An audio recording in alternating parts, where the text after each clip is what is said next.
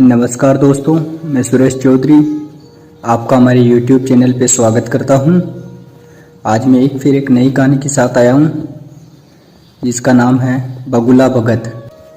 एक वन प्रदेश में एक बहुत बड़ा तालाब था। हर प्रकार के जीवों के लिए उसमें भोजन सामग्री होने के कारण वहाँ नाना प्रकार के जीव, पक्षी, मछलियाँ, कछुए और केकड़े निवास करते थे। पास में ही बगुला रहता था जिसे परिश्रम करना बिल्कुल अच्छा नहीं लगता था। उसकी आंखें भी कमजोर थी। मछलियां पकड़ने के लिए तो मेहनत करनी पड़ती है जो उसे खलती थी, इसलिए आलस्य के मारे वह प्राय भूखा ही रहता था। एक टांग पर खड़ा यही सोचता रहता है कि क्या उपाय किया जाए कि बिना हाथ पैर हिलाए रोज भोजन मिल जाए। एक दिन से एक उपाय सूझा तो उसे आजमाने में बैठ गया। बगुला तालाब के किनारे खड़ा हो गया और लगा आंखों में आंसू बहाने। एक केकड़े ने उसे आंसू बहाते देखा तो उसके निकट आया और पूछने लगा, मामा क्या बात है, भोजन के लिए मछलियों का शिकार करने के बजाय खड़े आंसू बहा रहे हो।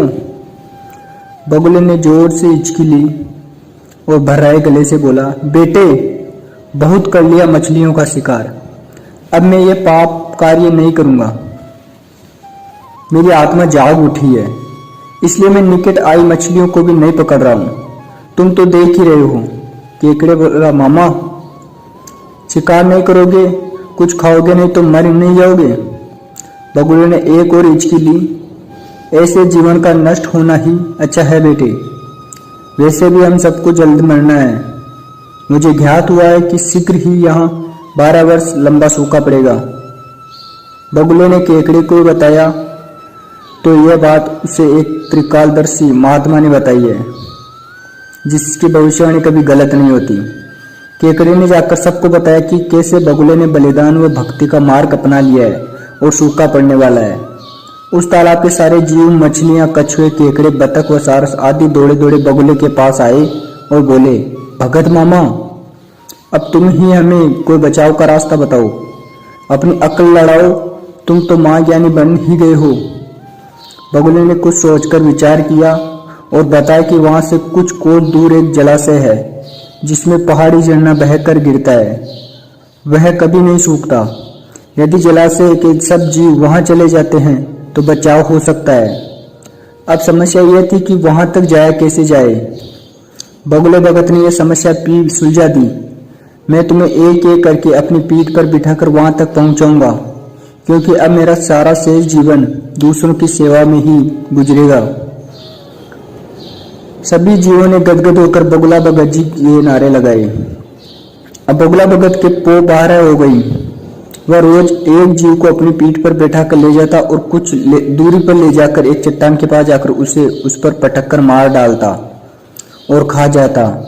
कभी मूड हुआ तो भगत जी 2 फेरे भी लगाते और 2 जीवों को चट कर जाते। तालाब में जानवरों की संख्या घटने लगी। चट्टान के पास मरे जीवों की हड्डियों का ढेर बनने लगा और भगत जी की सेहत बनने लगी। खा खा कर वह खूब मोटे हो गए। मुख पर लाली आ गई और पंख चर्बी के से तेज चमकने लगे।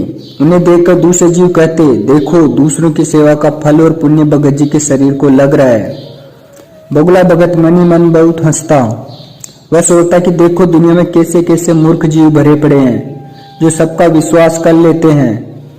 ऐसे मूर्खों की दुनिया में थोड़ी चालाकी से काम लिया जाए तो मजे ही मजे हैं। बिना हाथ पैर हिलाए खूब दावत उड़ाई जा सकती है। बहुत दिन यही क्रम चला।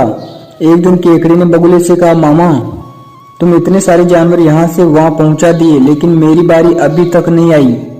भगत जी बोला, बेटा आज तेरा ही नंबर लगाते हैं, आजा मेरी पीठ पर बैठ जा। केकड़ा खुश होकर बगुले की पीठ पर बैठ गया। जब वह चट्टान के निकट पहुंचा तो वहां हड्डियों का पहाड़ देखकर केकड़ा माथा ठनका। वह अकलाया, यह हड्डियों का ढेर कैसा है? वह जलाशय कितनी दूर है मामा? बगुला भगत ठा ठा करके खूब हंसा और बोला, मूर्ख वहां कोई जलाशय नहीं है। मैं एक एक को पीठ पर बिठा कर यहाँ लाकर खाता रहता हूँ। आज तू मरेगा। केकड़ा सारी बात समझ गया। वह सिहर उठा, परंतु उसने हिम्मत न हारी। वो तुरंत अपने पंजों को आगे बढ़ाकर उसके दुष्ट बगुले की गर्दन दबा ली और तब तक दबाई रखी जब तक उसके प्राण पखरू न उड़ जाए। फिर केकड़ा बगुले भगत का कटा सिर लेकर तालाब पर लौटा और सारे जीवों को सच्चाई बता दी कि कैसे दुष्ट बगुला भगत उन्हें धोखा देता रहा। इस कहानी से हमें यही शिक्षा मिलती है दोस्तों कि किसी की भी बातों में आंखें मूंदकर विश्वास नहीं करना चाहिए। मुसीबत व धीरज व बुद्धिमानी से कार्य करना चाहिए। तो धन्यवाद दोस्तों, हमारी कहानी कैसे लगी आप हमें कमेंट में ज़रूर बताएं। नई कहानी के साथ जल्द ही लौटूंगा। धन्यवाद।